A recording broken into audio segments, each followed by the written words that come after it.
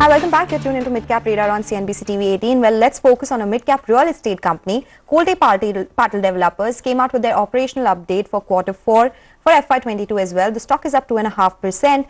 For FY22, their overall volumes, they have grown by 30% at 2.71 million square feet, and value is up 45% at around 1700 crore rupees. The stock so far this year is up around 35%.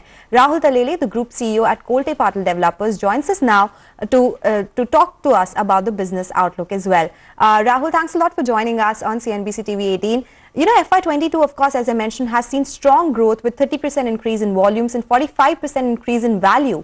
Heading into FY23, what are the growth targets? Is this level of growth sustainable? So, as you are aware, we have just concluded the highest ever sales and collection number in FY22. We want to ride on this momentum for the upcoming ongoing financial year. And we are confident that we'll achieve a growth of 25 to 30% in this year. At the same time, this will be the highest ever deliveries for us. It will be more than 3 million square feet of deliveries.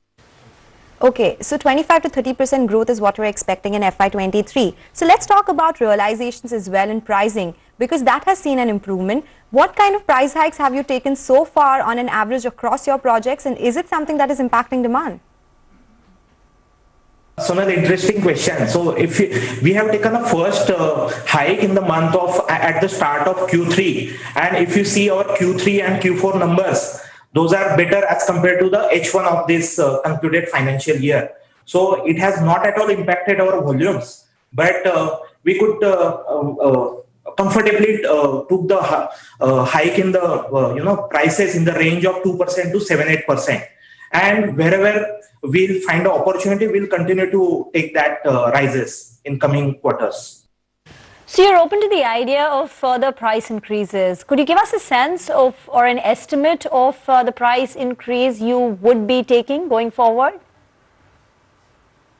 It depends on the stage of construction, as well as it depends on the geographies that we are working upon. So impact on us in terms of the top line is in the range of 1% to 5%. So we have already taken that kind of impact in our workings, and we are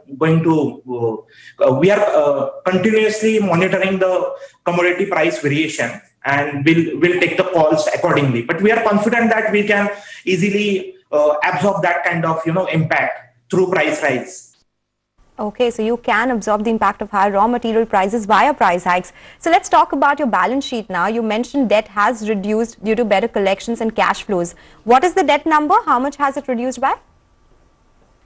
Basically, our net debt is in the range of 120 odd crores. So see, this is hardly a 0.12% of debt to equity. At the same time, see, considering that we are going to focus on the lots of new business development opportunity, there is a good scope of leveraging also, and it depends on how good those business development opportunity, and we'll take the calls at right time. The Maharashtra government has levied a metro tax of 1% on residential property sales in Mumbai as well as Nagpur. Will this impact demand? And plus, anyway, the stamp duty cut benefits have also been done away with. So do you think volumes could decline going ahead? I don't think there will be an impact, because see, if you see the H1 of 1 year back, there were a good amount of concession given on stamp duty. Even after that, the removal of that concession, we continued to sell on good numbers. So in fact, we have achieved one of the best ever quarter post that removal of that stamp duty relaxation.